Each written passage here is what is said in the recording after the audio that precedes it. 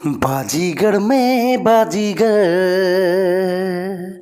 दिल वालों का मैं दिलबर। बाजीगर में बाजीगर, दिल वालों का मैं दिलबर। हो दिल दे के दिल लिया है, सौदा प्यार का किया है, दिल की बाजी जीता दिल हार कर। बाजीगर मैं बाजीगर। कैसा लगा? अच्छा लगा? अच्छा लगा तो ताली उली बजाइए, हैं? पैसा वैसा लुटाइए, कलम निकालिए, किताब निकालिए, कॉपी निकालिए, पढ़ाई कीजिए। बेसिक कॉन्सेप्ट में आप लोगों का स्वागत है। सभी के लिए मैथ्स में एक बहुत ही इंटरेस्टिंग और ज्ञानवर्धक वीडियो आप लोगों के लिए मैं शेयर करने वाला हूं। इस वीडियो में आप लोग एंड तक बने रहिएगा। एक सवाल है, किसी समबाहु त्रिभुज की ऊंचाई √3 cm है, इसका परिमाप क्या होगा? इस तरह के प्रश्न खासकर कंपटीशन वाला जो छात्राएं हैं उनसे पूछा जाता है। तो लेकिन सब आदमी को जानने में क्या जाता है, कंपटीशन वाला के लौंग इलायची लटकल है कि वह सीखेगा। और ज्ञान का बात है बउआ, कोई आदमी सीख लो। चलिए, ज्ञान है तो प्रकाश है, अज्ञान न है तो अंधकार है। तो अंधकार से निकलिए, प्रकाश में रहिए। तो सीख लीजिए, किसी समबाहु त्रिभुज का ऊंचाई √3 cm है, इसका परिमाप क्या होगा? समबाहु त्रिभुज को अंग्रेजी में क्या कहते हैं बताइए? इंग्लिश में समबाहु त्रिभुज को क्या कहते हैं बुआ? क्या कहते हैं? Equilateral triangle. इक्विलेटरल ट्रायंगल बोलते हैं। ये सब चीज़ जानिए, ये ना सोचिएगा कि मतलब कि हम हिंदी में जानते हैं तो हो गया। तभी अंग्रेजियों में जानिए, और कोई भाषा में जान सकते हैं तो जानिए, कम से कम 2 तो जान के चलिए। समबाहु त्रिभुज को अंग्रेजी में कहते हैं इक्विलेटरल ट्रायंगल। बोल रहा है कि if the height of an equilateral triangle V under √3 cm, what will be its perimeter? अंग्रेजी में इस प्रश्न को ऐसे पूछा जाएगा और हिंदी में तो लिखल है ये है। तो चलिए, समबाहु त्रिभुज वो वाला त्रिभुज होता है जिसका सम माने समान, अब बाहु का मतलब भुजा होता है। सम का मतलब समान, अब बाहु का मतलब भुजा, है कि नहीं? तो समबाहु, एल्ला समबाहु, यह बन गया समबाहु त्रिभुज। रे बाबू सब, समबाहु त्रिभुज, इसका नाम कुछ रख दो। जैसे तोहर नाम है गीता कुमार, पपीता कुमार, तो उसी तरह से इस त्रिभुज का भी कुछ नाम रख दो। त्रिभुज का नाम ABC। अब इसका ऊंचाई है √3 cm। तो ऊंचाई के लिए क्या करें? A वाला शीर्ष से BC पर लंब गिरा दे, एन्ने 90 डिग्री तो एनहू 90 डिग्री। चल, अब इस जो लंब गिरा है उसको कुछ नाम दे दीजिए। AD लंब गिराया। अब E √3 जो दिया हुआ है, यह AD ही तो है, तो ये √3 हो गया। जब ये समबाहु त्रिभुज है बउआ, प्रश्न से, अब मैं लिखता हूं प्रश्न से मेरा प्रश्न कह रहा है कि ये जो त्रिभुज का फिगर आप लोग देख रहे हैं, ये तो समबाहु त्रिभुज है। तो समबाहु त्रिभुज का मतलब होइ छै एकर तीनों भुजा बराबर, जितना AB तेतना BC और तेतना CA, तीनों भुजा बराबर। तीनों को हम A मान लेते हैं। तीनों को कथी मान लेते हैं? A centimetre. चलिए, तीनों भुजा बराबर। अब प्रत्येक कोण 60 डिग्री का होता है, वो यहो बात जान लीजिए। समबाहु त्रिभुज का प्रत्येक कोण, कोण A, कोण B, कोण C, सब 60 डिग्री का ही होता है। अब हमको जब तक इसका भुजा मालूम नहीं हो जाए, तब तक इसका हम परिमाप कैसे ज्ञात करेंगे?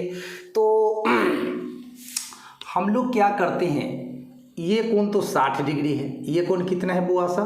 60 डिग्री है। तो यहो लिख दीजिए, कोण A बराबर, कोण B बराबर, कोण C बराबर इच 60 डिग्री। समबाहु त्रिभुज ओ वाला त्रिभुज होता है जिसका तीनों भुजा बराबर होता है और तीनों कोण 60-60 डिग्री का होता है।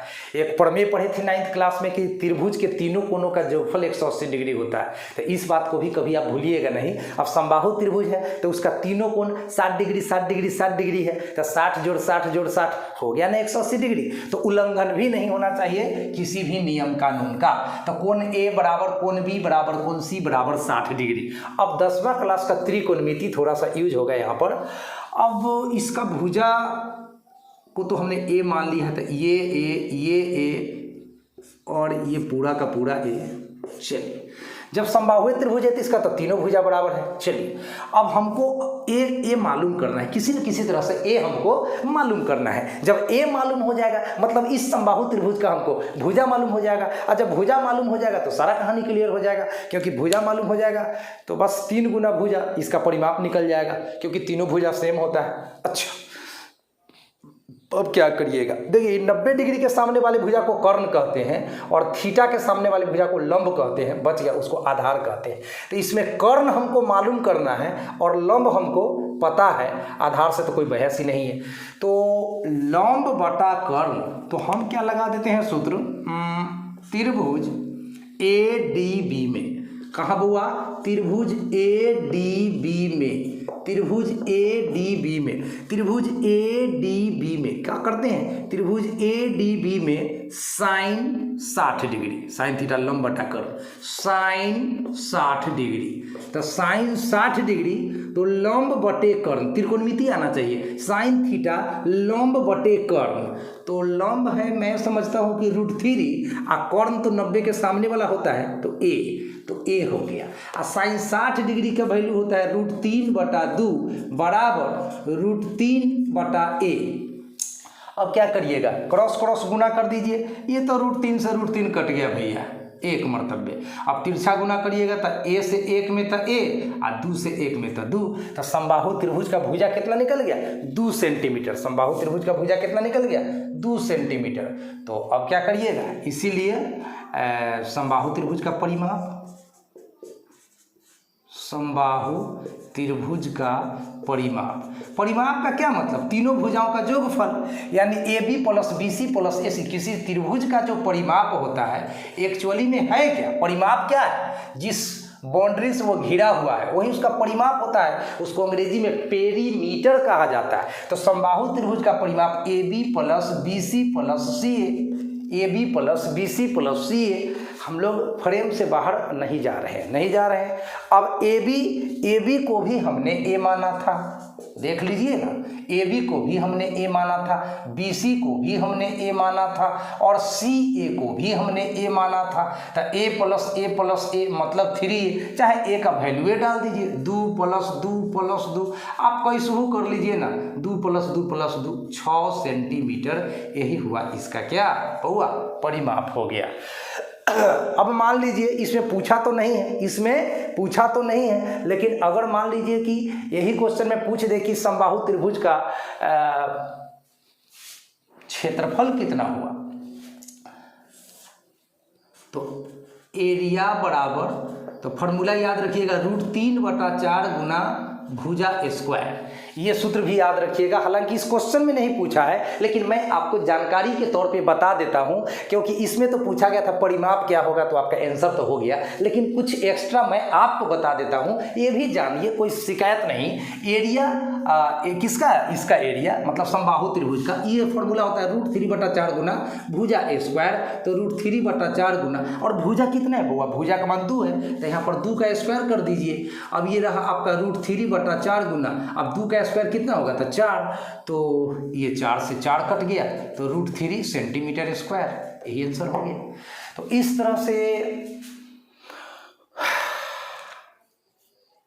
ये वीडियो हुआ समाप्त। उम्मीद करता हूँ कि आपको ये वीडियो अच्छा लगा होगा, कुछ ज्ञान मिला होगा बस। तो इस चैनल का मकसद है कि बच्चों तक ज्ञान को पहुंचा देना, मैथमेटिक्स के ज्ञान को बच्चों तक पहुंचाना सरल भाषा में। ये इंटेलिजेंट मैथमेटिक्स का काम है। चैनल तो लाखों होंगे, करोड़ों होंगे, अरबों होंगे, खरबों होंगे, कोई बात नहीं है, लेकिन श्रीकांत सर के चैनल का बात ही कुछ अलग है। प्लीज़ इसको सब्सक्राइब करके रखिए, और मैं वादा करता हूँ, आई प्रॉमिस, मैं आपके लिए जो कंटेंट बनाता हूँ बिल्कुल इजी लैंग्वेज में बनाता हूँ और हंसते खेलते बनाता हूँ, ताकि आपको कभी वीडियो देखने में मतलब बोरियत फील नहीं होगी। मतलब मेरा वीडियो देखिएगा तो आपको मन करेगा एक और देख लेते, वो और देख लेते, वो और देख लेते हैं, और आपको मज़ा आएगा। और ज़िंदगी में मज़ा नहीं आया तो जीना बेकार है यार, है ना।